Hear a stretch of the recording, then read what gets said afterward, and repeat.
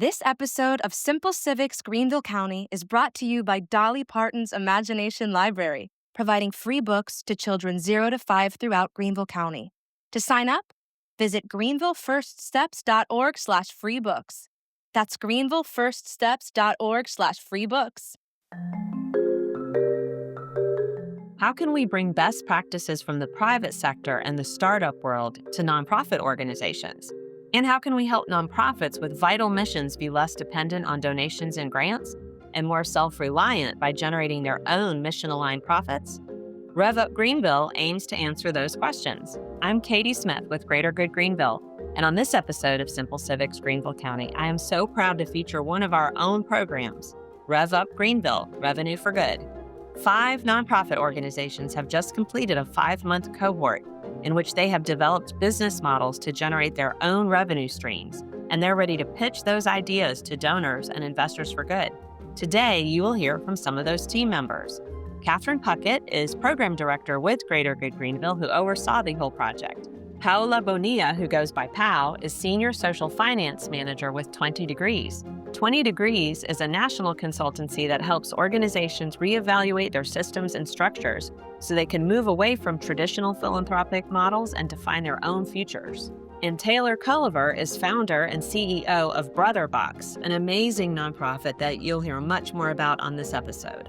The RevUp Greenville program was funded by the Helga Marston Foundation. The Revenue Showcase is sponsored by the Gallivan Group of UBS Private Wealth Management, Pinnacle Financial Partners, Nelson Mullins, and Beth and Mike Andrews.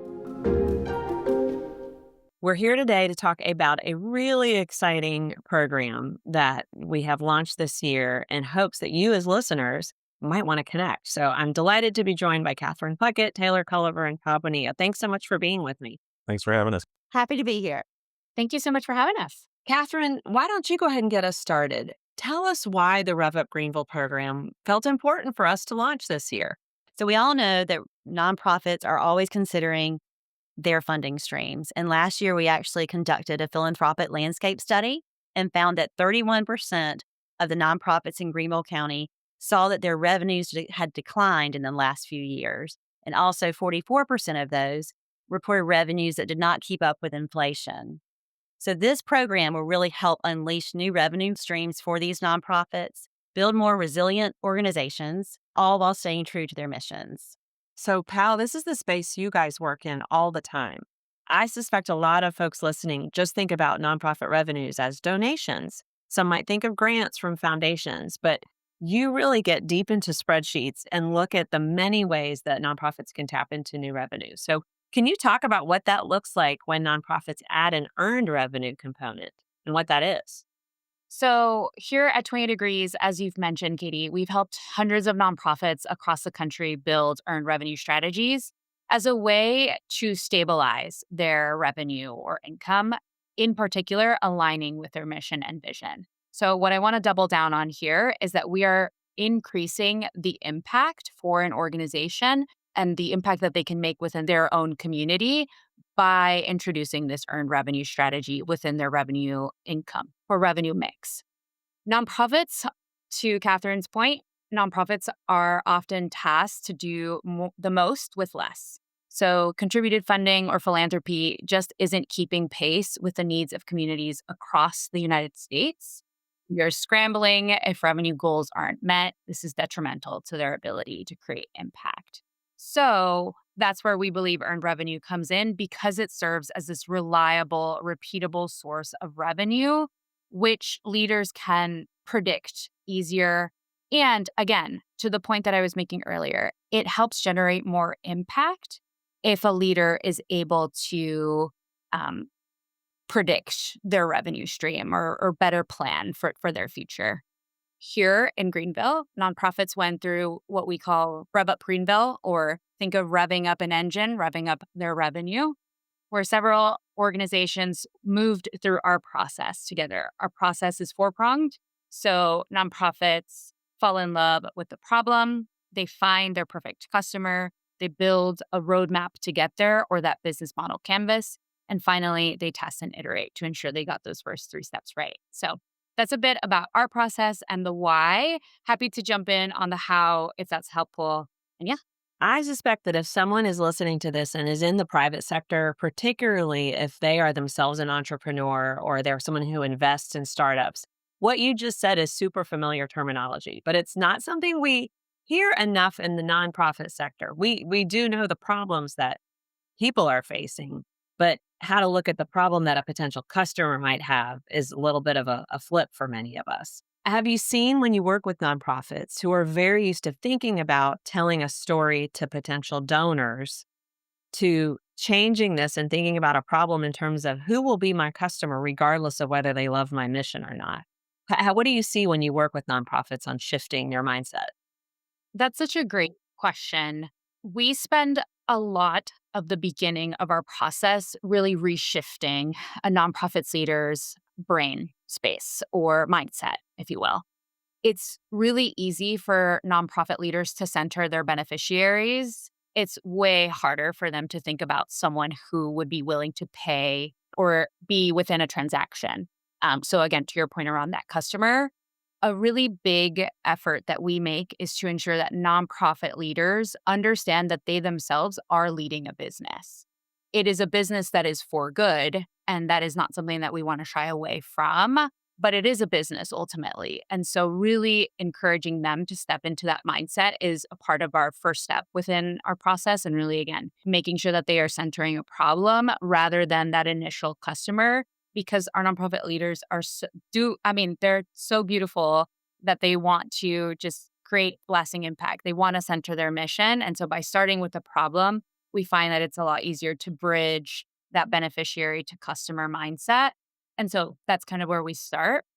But it is an ongoing push to keep our leaders centering their customer rather than the beneficiary. That's interesting. I would love to hear now from Taylor Culliver, who's the founder of BrotherBox, which is an amazing nonprofit that I want everyone to know about that I'm suspecting a lot of you listeners don't. So first, Taylor, tell us about BrotherBox. So BrotherBox was founded 7 years ago with the sole kind of mission to inspire Black boys to dream big and be their most authentic selves.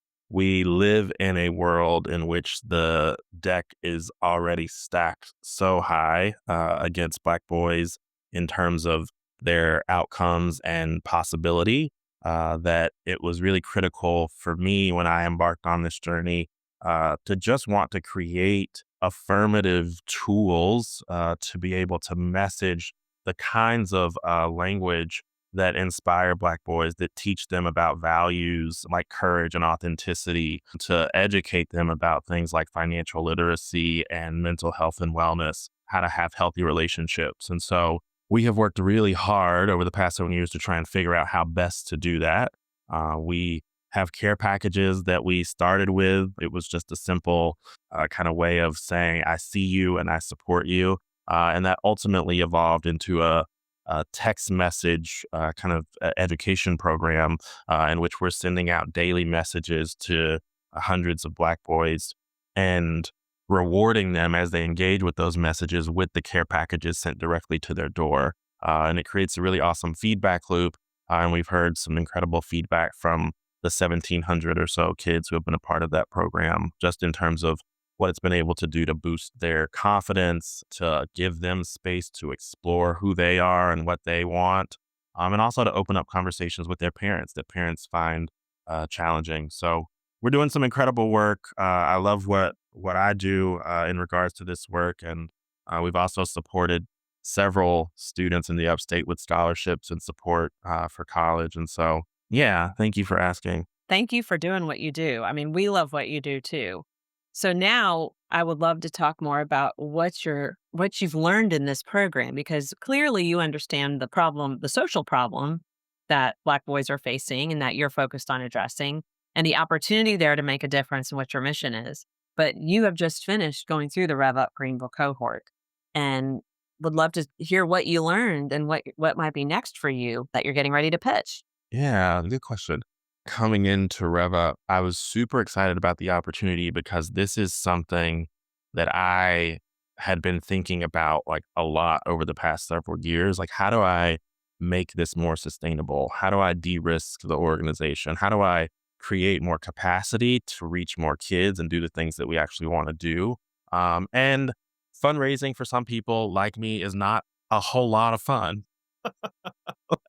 It has its challenges, and so I've been thinking for the past several years about like how do we create income streams that are attached to our mission, but that provide stable revenue to power and fuel the social impact that we want to create in the world. And so it was super timely when this came about, and I think RevUp has just been awesome at creating and carving out some time and space to really think about how to do this and think about like the ideation behind what ideas actually make sense. What problems are we actually going to try and solve? Who might be the customer? And thinking about things like pricing and budget and value proposition and how to reach a different kind of base than is our typical kind of beneficiary. And so I found it so helpful and impactful just to have the kind of guidance from the team that brought this. And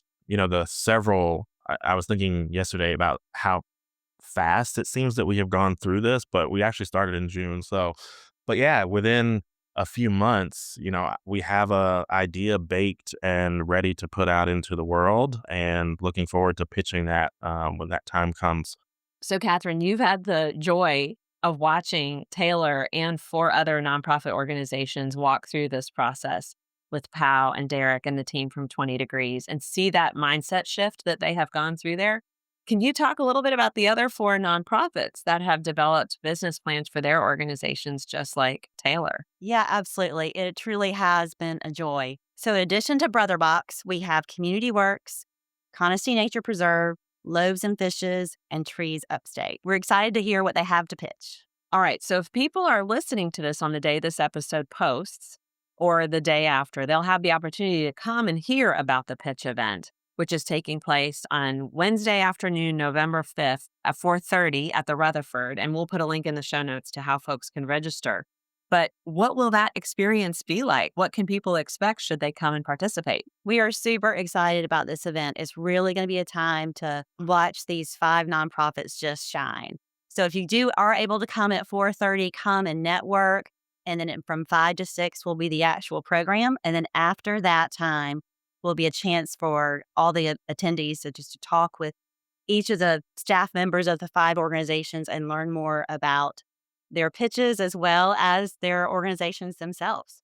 Yeah, we had a pitch practice and got to watch a demo of this with local help from NextGen, who does this all the time. And I was blown away by the ideas. I was blown away, honestly, by the courage of each of these nonprofits. Like, it's scary to get up and do something like this that you've never done before and get really direct feedback from people who say, that didn't land well. I didn't understand this. Can you reorganize your slides? But the nonprofit leaders took amazing notes and will have great stories to convey. So, Pao, you've seen this again and again in different communities that you've worked in.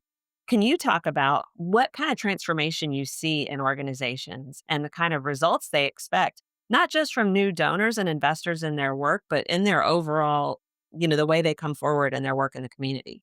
The pitch event or the revenue showcase is my favorite part of RevUp Greenville or our earned revenue studio.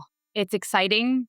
It can lead to funding, absolutely. But more importantly, it can open doors for many nonprofits. And to your point, Katie, there's so much bravery as they get onto stage. It is their first time sharing their new idea publicly. It's a great chance to get real feedback, make connections, and strengthen relationships with supporters and community partners. In the nonprofit world, relationships are everything. The pitch helps folks collaborate around a shared vision. It's not just a presentation. It's an invitation to partner on change. At the sector level, earned revenue shifts the relationship between funder and nonprofit. Instead of the traditional grant and grantee dynamic, it becomes more of a partnership. An earned revenue idea is a mission-based investment where both sides are working towards that shared outcome. And when a nonprofit becomes financially stable, there's a true ripple effect. It's all about impact. With more sustainability, nonprofits can serve more people, reach more neighborhoods, and strengthen their community as a whole. In a way, the pitch event isn't just about revenue. It's about reinvestment and re-engagement, bringing the community into the innovation and resilience that is already existing within the sector and helping them see a new way to give back. And so it's a very exciting event. I'm very pumped to see our 5 nonprofits step on stage, and I can't wait to see what the community thinks. It'll be great. And again, if you are listening and you are in that startup space, you'll say, I know what this is. You might not call it a revenue showcase, but that's what we call it. It's a spark tank for these great new ideas. Taylor, we don't want to scoop the event itself, but maybe you could give us a little bit of a preview of what they'll hear from you if they come to the revenue showcase. Yeah, I'm super pumped to pitch actually. And our idea really takes the kind of bread and butter of what we've done for Black boys and actually looks at how we can best support parents of Black boys who are trying to build trustworthy relationships and navigating the journey of parenthood, particularly of a Black male at a time when, things are just really challenging right now, particularly for Black parents. And so our idea is really about how we support them and how we use the tools that we've already kind of cultivated and built for our boys and shine a light for parents as well. And so I'm excited to share more details about that at the pitch. I can't wait for people to hear it. And what I want to say very precisely about it is you walk through the why this matters, but then you get into the who is the potential customer base for this. And it is a large base. And the amount of revenue that it can generate for your mission is really impressive. And that is what people who come will hear about all 5 of you nonprofits. That sure, perhaps they love Conestee Nature Preserve, or they care about TreesUpstate, or they want to support the work of CommunityWorks, or they believe in important food rescue that Loaves and Fishes is doing. But there are also ways that each of you can just generate money because people want to buy what you're selling, and that invests in the mission. And that's what people will be able to hear. All right. Now, if you are a couple days later listener, as many of our listeners are, and you think, darn it, I missed November 5th. I would have loved to have come. There is still absolutely a way for you to learn more and get involved in these really interesting revenue generating models. Catherine, what might they do? All you need to do is visit our website. We will have information posted there. There's a special page dedicated to RevUp Greenville, and there will be a link to all of the different 5 nonprofits and their pitches. So please visit us and learn more. I also want to say, in regards to the program itself that we've been able to go through, just the power of doing that in community with other nonprofits has been really, really impactful.